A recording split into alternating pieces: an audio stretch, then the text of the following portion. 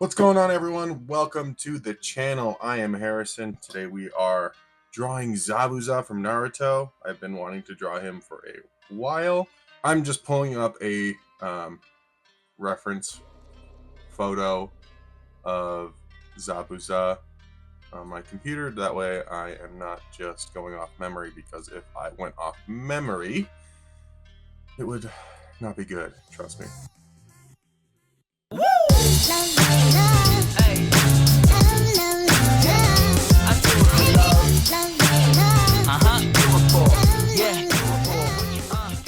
So I'm just gonna sharpen my pencil here.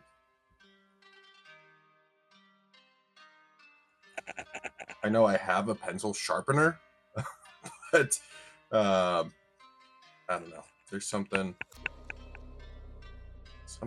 therapeutic about using a knife to get a nice, like, thin, straight edge.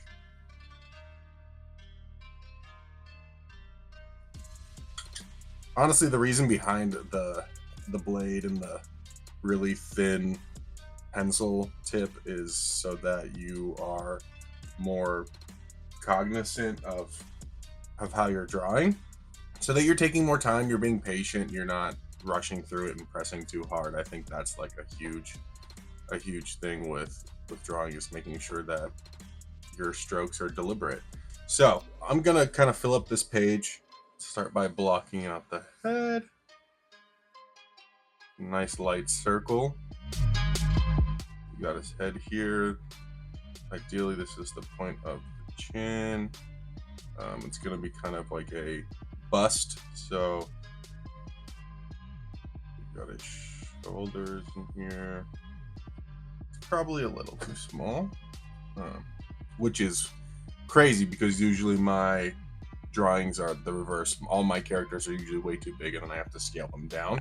So the fact that he's a little big, or I mean he's a little small for the page, is fine with me, because then I can kind of expand it as this process goes on. Okay, so I have my basic shapes. I have my skull shape, my jaw, somewhat of a neck. This is not perfect. And then we got our shoulders. So we have a general idea of where our character is going. So now, typically what I would do is figure out like the center of our face. And because the reference I have, ZABUZA, is in like a 3/4 turn, we only really are going to see, like, you know, this small section of his face. It's like a 3/4, not really down, not really up. It's just like a weird mid, like cocked head, you know, kind of thing. Something like that. We got, I guess we kind of see under his nose.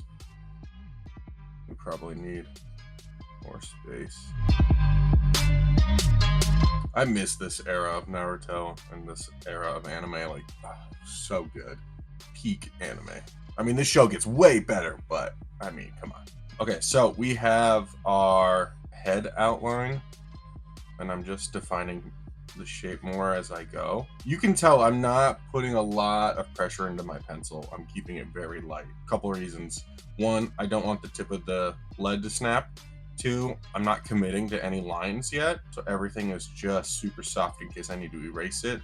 I'm not scrubbing my paper. That's a big reason why having this really thin tip helps. It's you're not committing to anything just yet. We'll get there. I'll explain how to do that with a pencil like this as we further get down, but that's also why we have a secondary pencil.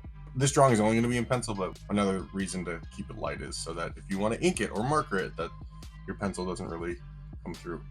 We'll indicate it. I don't want to, like I said, commit to anything about his ear. So in my reference, the ear comes to about below the nose and just at the eyebrow line. So we can just indicate that. And then neck.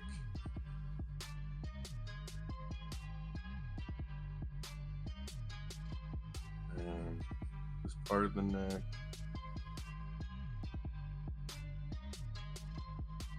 Feels a little off right now.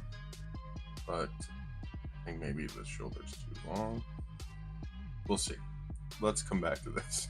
Let's worry about the face for right now. So now we can start putting in some of our facial features. For me, the biggest one is the nose, like the nose and the eyes. That'll really set the move, like the next steps of moving forward with this.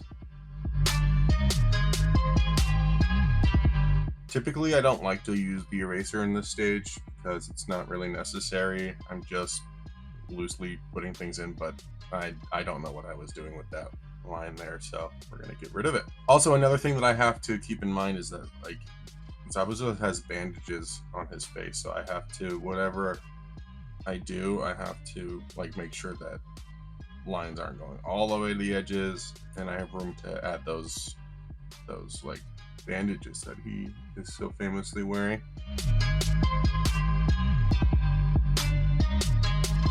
I don't know about you guys, but I personally think that they killed ZABUZA off way too soon. He should have stayed around. He was an awesome villain, and I wish we got to see more of him. I indicated where some of his bandages are going. I guess this one would indicate like his mouth.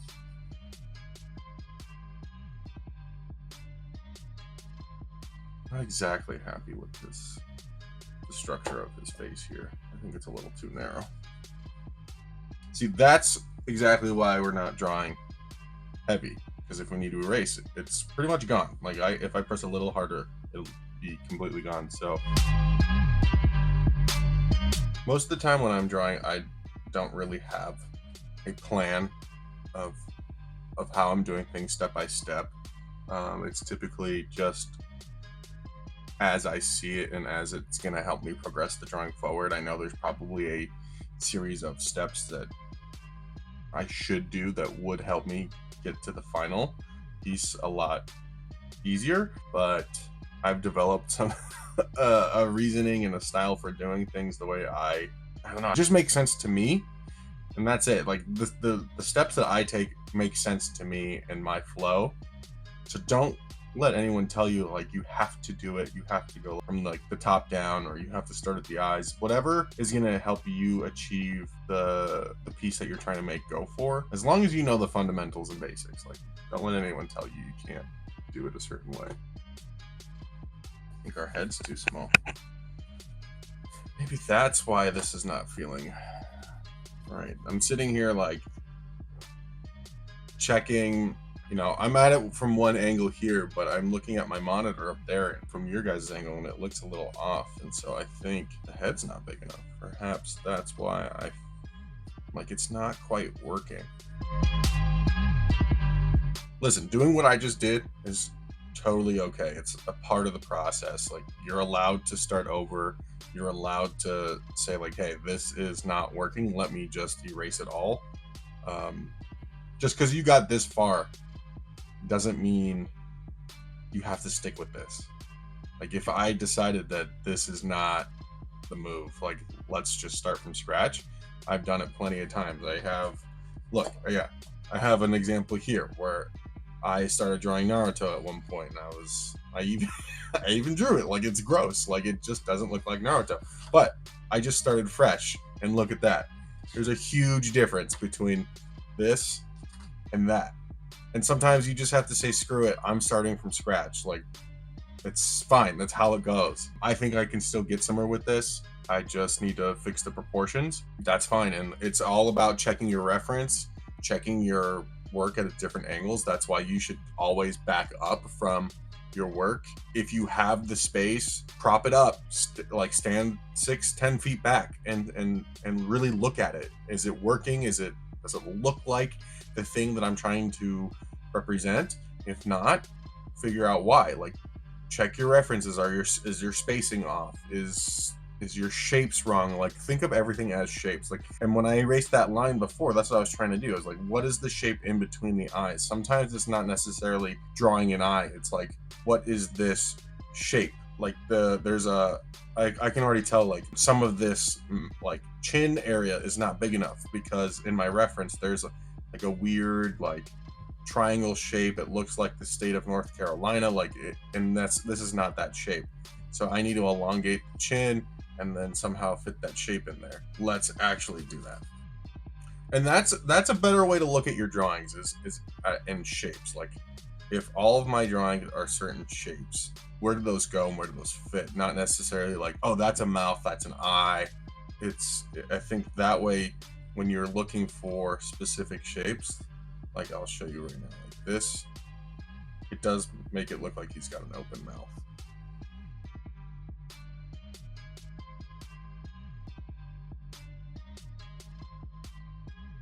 But that's the shape that I'm seeing in this specific reference. And then this piece goes down like that.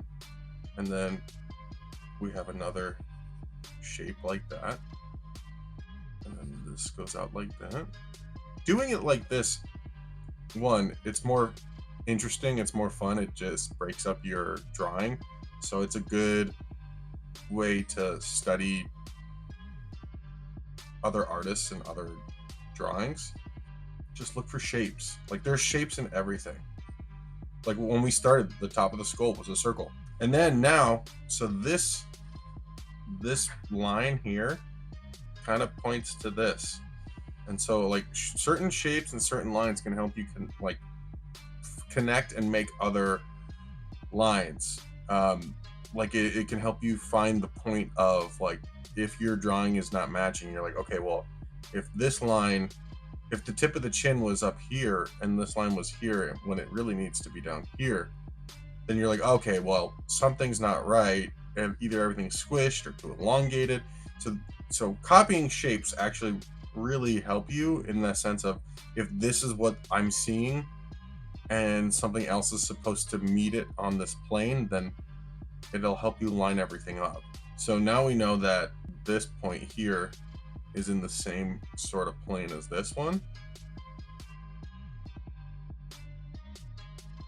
So I can get that going that way.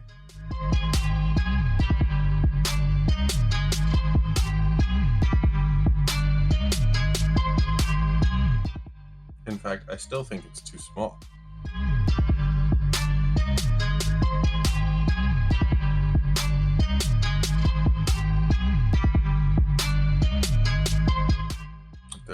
My reference still has so many lines going on. I think it's still not quite there.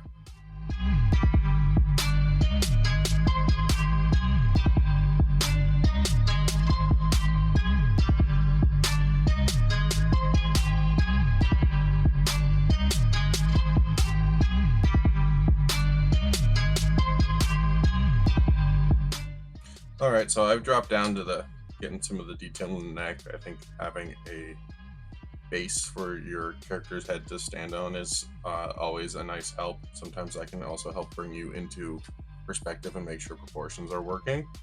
Again, let's focus on shapes. This shape is not correct.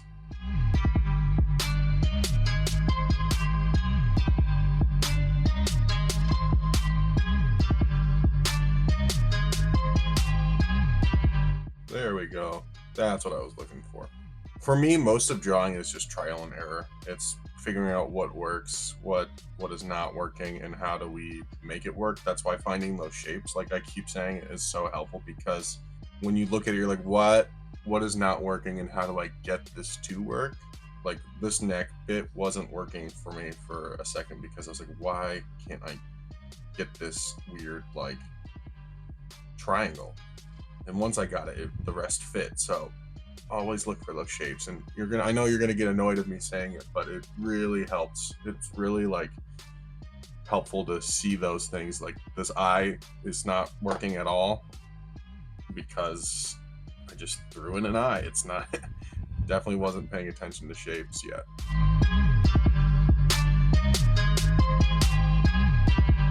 So now we know the eye goes somewhere in here.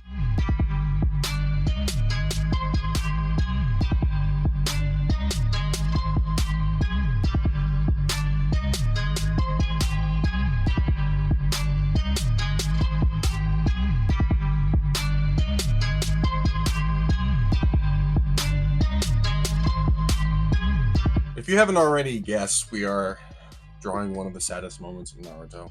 One of them, not the Jiraiya one for me was the saddest, but this, I think this is a close second. I don't know what it is about anime and it being so sad. I think I've definitely cried more in anime than I have in any other form of visual media. Just do something to you. And I don't know if it's because you spend years watching the characters, but man, they really get you. Drop it down in the comments. I want to know which anime you cried in, and be honest. I definitely cried in Naruto. I've cried in One Piece, Rurouni Kenshin. Like, those are the three that I can think of that I definitely have cried in because of character deaths. Okay, this is looking awesome. There's a lot more we still have to do to get it to the finish.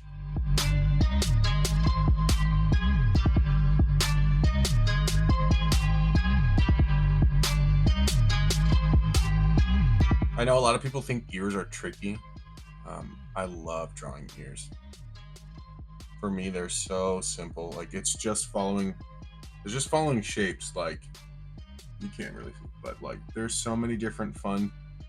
Wow, my ears are just strapped to the back of my head. But there are so many fun shapes, and all you're doing is just following lines. And honestly, ears can be so simple depending on if you're creating your own character. Like, we all know what ears look like. You have one major outline on the interior, 2, 3, 4, 5 maybe lines, and again, it's shape. There's like this little bean shape and another bean shape inside. Now we can get into the hair territory. Anime hair is so tricky because if you don't get it right, it looks like crap. Yeah, I missed it. I mean, it's not horrible. I just kind of missed the mark. See, look, I pressed a little too hard with my pencil, and now you can see some of those marks. It's so tricky. Anime hair is the worst to try to replicate because it just is. You get it wrong, it throws the whole thing off. I'm gonna use this so I don't smudge anything. See, like, how did that happen? It's like not lining up. Okay, we gotta find a different strategy. So we know we have like a little wave shape there. We know, based on my reference, we know that the big middle piece is right here. And then there's we have three mountain ish looking peaks. This is not them, I'm just indicating them. And we have 3 like large peaks, something like that. Okay, so that's not that's not the hair at all, but that's like the rough blocking of the amount of shapes and things that are in there. We'll keep it like that for right now.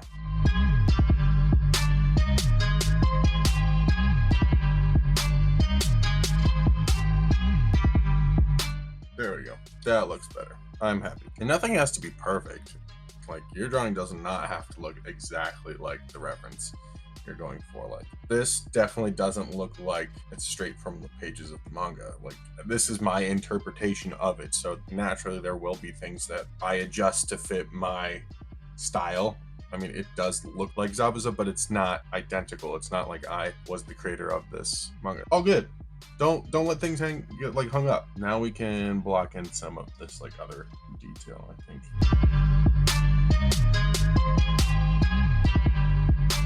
Get a little Land of the Rain marks in there. Get some of this famous Kishimoto battle damage up in here. Not only can we start putting in the details, but we can lock in a lot of our lines. Essentially what we would do in the ink stage, and it's just like confirm some of these lines that we've made and just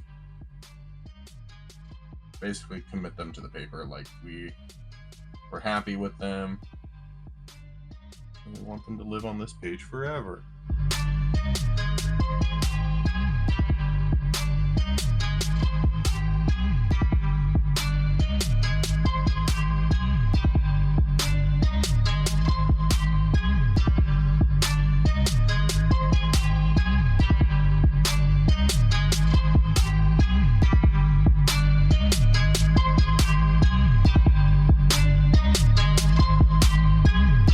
So as we're starting to add the detail in, it's really, you can tell and you can see that it's really coming to life. Now that all these battle damages and all these shadows and things are coming in, it's really starting to bring ZABUZA more to the page. And we can actually see what like all of our initial soft sketching did for us. And it really, really helped get us a nice foundation of ZABUZA.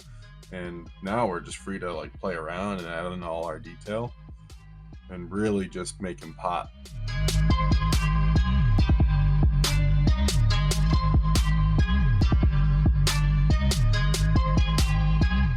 If you remember when I initially started this, his shoulders were up here, but now the tip of his shoulder is down here.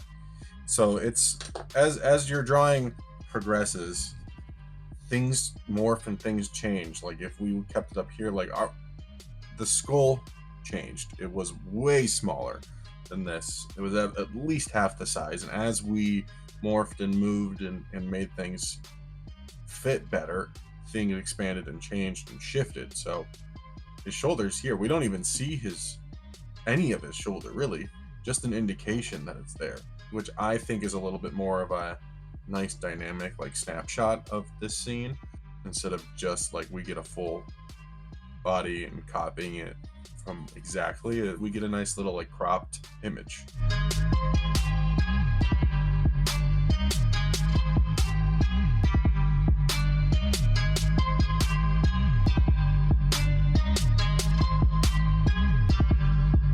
I completely forgot, we also have, and I've been staring at it this whole time, we also have the part of his headband that hangs off. And it's pretty much this whole chunk. So the bottom of the knot stops at the bottom of like this mouth part, and the top of the knot pretty much starts at the top of the eyelid. And then this piece, the part that hangs, is pretty much in line with the corner of the eye here. It swoops and then oops, and then drops. So we actually might lose this shoulder because of where this part's coming from.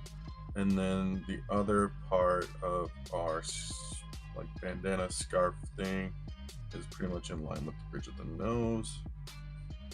Yeah, so we might lose all this. Or, I mean, not might, we're losing all that detail. But that's okay.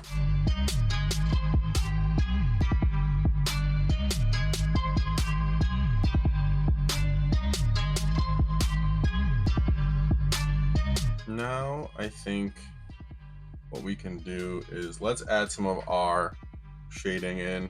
We're gonna switch pencils. This now will help us see what still needs to be done. Let's start with the hair.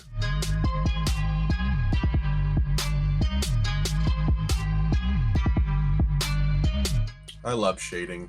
It's so like therapeutic. Just to sit here and fill in a huge block.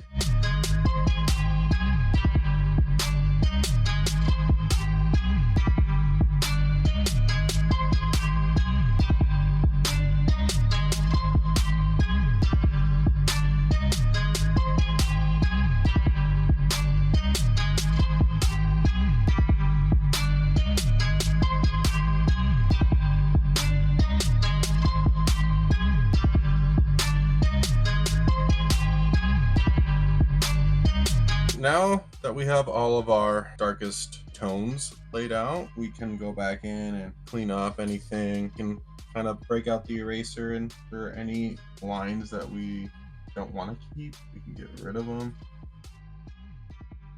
I'm just checking for any last minute detail that I might have missed. I'm like also debating if I put in like these little wisps in the background, but let's just see. What does this do for us? I don't even know what these things are. Leaves floating in the wind. I mean, hey, I think this is pretty freaking awesome. There's always a lot more you could do to a drawing. I don't think a drawing is ever truly done. It's just a matter of stopping. And in my reference, there's a screen tone over ZABUZA. He's like in gray, and the whites of his eyes are visible. I am not gonna do that. That would require a lot of shading. I don't have screen tones. But if you would like to see me ink this, I can bring it into Photoshop and we can add those screen tones, and I can do a video on putting on screen tones and shadows and things like that. But I think that's where I'm gonna stop it. This was so much fun. I'm really happy with the product here and how this turned out. I think this was great. If you guys like what you saw, please give it a thumbs up. Consider subscribing. If you want to see more, drop a comment. Leave me a suggestion of what you want to see, and I would be happy to do it. I love making these videos, and if you want more tutorials like this, more lives, let me know. I will be happy to do it. Thank you so much for joining me today on this live draw with me. I will see you next time. Woo!